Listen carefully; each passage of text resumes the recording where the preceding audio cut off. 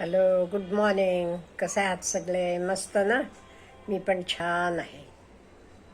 आज आपण big parenting मिस्टेक्सबद्दल बोलूया.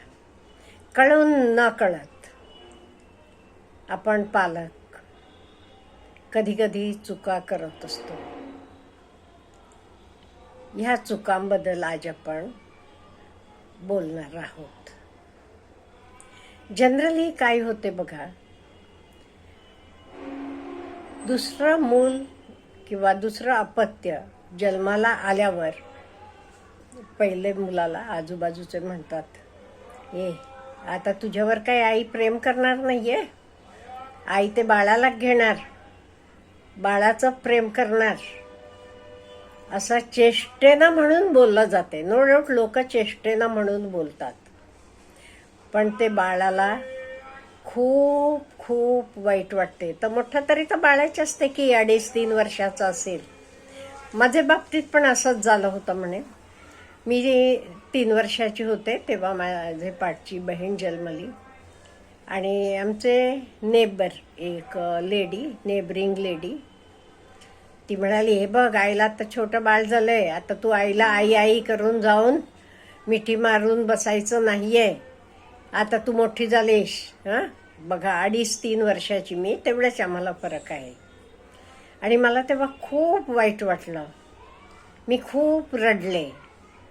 मग आईनं मला जवळ घेतलं आणि मला म्हणाली, अगं असं नाहीये, तुझ्यावरच जास्त प्रेम, हे बाळ लहान आहे ना म्हणून त्याच्यावर कमी करणार, तुझ्यावर जास्त प्रेम करणार आहे, असं मला आई म्हणाली. असं घरातले सांगतात. ही गोष्ट मला आठवत नाहीये, पण ज्या बाईनं सांगितलं ते बाईचे नावासकट मला आजूबाजूचे माझ्या आत्यानं वगैरे सांगितलं, असं बोलल्या बघ त्या वगैरे. त्यामुळे मला आयुष्यभर त्या बाईला बघितलं की वाटत होतं, असं कशाला ही बोलली असेल ना.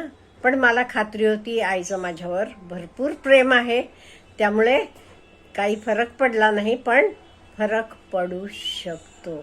काही मुलांनी अगदी मनाला लावून घेतलं किंवा लगेच कोणी मोठे त्याच्यावर काही काम केलं नाही. काम करणं म्हणजे कसं, मला कसं आईनं लगेच जवळ घेऊन मिठीत घेऊन, नाही नाही तू मोठी आहेस ना, तुझ्यावरच जास्त प्रेम, हे बाळ छोटं आहे तर छोटं आहे म्हणून त्याच्यावर कमी प्रेम, असं म्हणून माझं सांत्वन केले. तसं प्रत्येकाला सांत्वन करणारे मिळतील असंही नाहीये.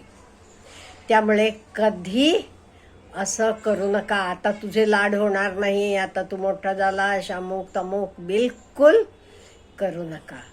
आणि दुसरी गोष्ट, कधी आपल्याला किती राग आला तरी मुलांना मारायचं नाही. No beating. अहो कशाला मारायचं, ती लहान आहेत तुमच्यापेक्षा, ते उलटून तुम्हाला मारणार नाहीत म्हणून काय? नाही, बिलकुल मारायचं नाही. समजून सांगा, त्याला जवळ घ्या किंवा शांत बसा तुम्ही, तो पण आपोआप शांत होतो. आणि लोकांसमोर मुलाचं अपमान करायचं नाही.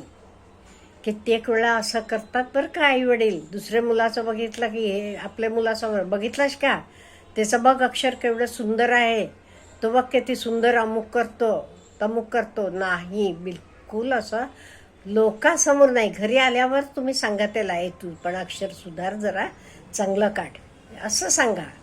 पण कधी अपमान करू नका त्याचा. आणि एवढेच काही, कित्येक वेळा काय होतं, एक मूल खुर्चीवर बसलेलं असते आणि कोणीतरी मोठा माणूस येतो, लगेच ते मुलाला, उठ रे तू खाली बैस. नाही, बिलकुल असं करायचं नाही. तुम्ही अनेक खुर्ची आणा, तुमचा मित्र असू देत, कोणी आलेला त्याला ती बसायला द्या.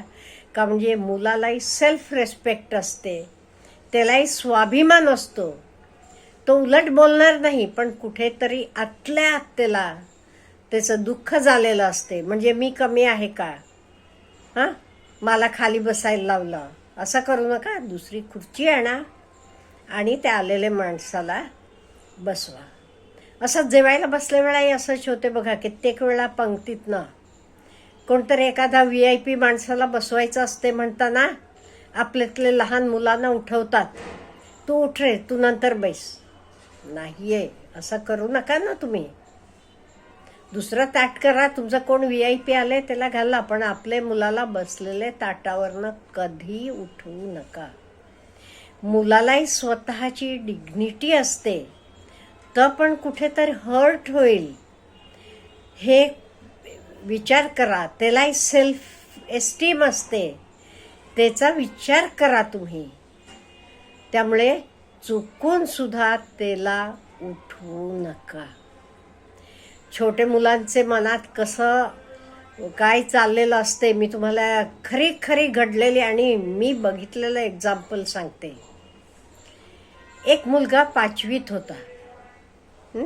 त्याचं नाव होतं सौरभ. तेव्हा त्याला एक छोटा भाऊ झाला. आई वडील दोघंही अतिशय क्रिकेट प्रेमी.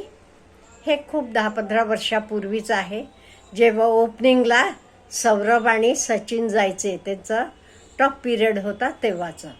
सौरभ गांगुली आणि सचिन तेंडुलकर.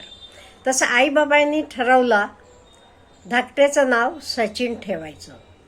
थोरला सौरभ गांगुली होता म्हणून सौरभ, धाकट्याचं सचिन. हे 5वीचे मुलानं एवढा दंगा केला, दुडगुस केला. नाही, सचिन ठेवायचं नाही. का? सौरभपेक्षा सचिन मोठा आहे म्हणजे खेळात सुपिरियर आहे. खेळात सचिन क्रिकेटचं गॉड आहे. त्यामुळे त्याचं नाव सचिन ठेवायचं नाही. खूप दंगा धुडगुस केला ते मुलानं. शेवटी आई वडिलांनी त्याचं नाव गौरव ठेवलं. थोरला सौरभ आणि धाकटा गौरव. त्या 5वीतल्या मुलानं सचिन नाव ठेवू दिलं नाही. विचार करा तुम्ही. एवढेसे मुलाला, आपल्याला वाटते लहान मुलं त्यांना काही कळत नाही, असं नाहीये. मुलांना आपल्यापेक्षा जास्त कळते. फक्त एवढंच, आपण मन मोकळेपणानं बोलतो, ती बोलू शकत नाही, एवढा फरक आहे. आणि घरात काही आपण काम काढलं असलं, काही डिसिशन घेताना ते मुलाला पण ते घ्या. सपोज आपण रंगवायचं आहे, घर आपलं रंगवायला काढलेलं आहे. ते कुठला रंग आपण कशाला लावायचा तुम्हाला माहीत आहे. तो माणूस येऊन तुमच्याकडे त्याचा कॅटलॉग देतो, ते रंग असतात. ते ह्या खोलीला ह्या खोलीला आपण डिस्कशन करतो. तेव्हा मुलाचा पण विचार घ्या. त्याचे मनाप्रमाणे पण काहीतरी होऊ द्या. सगळं काय तुला काय कळते रे, की ते ठिकाणी ही भाषा आहे, तुला काय कळते, असं काय आपण विचार करतो. मुलांना काही कळत नाही असं नाहीये. मुलांना खूप खूप कळत असते. ते पण विचार करत असतात. त्यामुळे असं कधी करू नका. घरात कुठल्याही गोष्टीचं आपण डिस्कशन करतो, मीटिंग्स घेतो आपल्या फॅमिलीत. आपण सगळेच घेत असतो का नाही. आपण काही एखादा फंक्शन करायचं असलं की आपण घरात सगळेजण बसून भेटतो, की कोणाला बोलवायचं कोणाला नाही. तो लगेच त्याचे मित्रांची नावं देतो, यादी देतो. ओके, इन्क्लूड करा ना, बोलवा ते नाही. त्यामुळे मुलाचं सेल्फ एस्टीम आपण राखायला पाहिजे. कित्येक वेळा हे केलं जात नाही आणि मुलं खूप दुखावतात. आणि ही मुलं हे येऊन त्यांचे मित्रांशी सांगतात, कधीकधी शिक्षकांशी येऊन बोलतात, किंवा त्यांना कोण जवळचं वाटते त्यांच्याशी बोलतात. आणि एक खूप महत्त्वाची गोष्ट, मुलांना दिलेले प्रॉमिसेस कायम पाळा.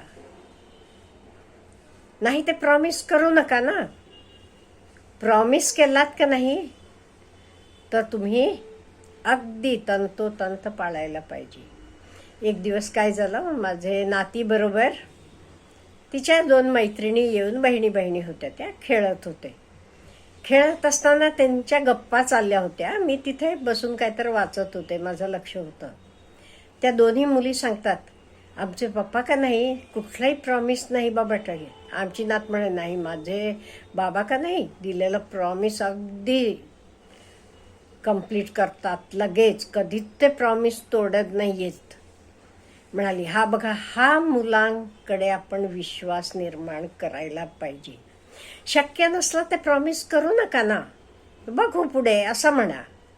पण मी तुला उद्या हे आणून देतो किंवा उद्या मी तुला गार्डनला नेतो असा प्रॉमिस केला की तो प्रॉमिस आपण पाळायला पाहिजे.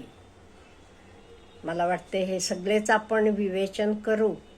नो डाऊट कधी ना कधीतरी चुका होतात, पण त्या चुका झाल्या तरी आपण त्या कशा ओव्हरकम करायचं हे सुद्धा विचार करायला पाहिजे आणि त्या आपण रेक्टिफाय करायला पाहिजे.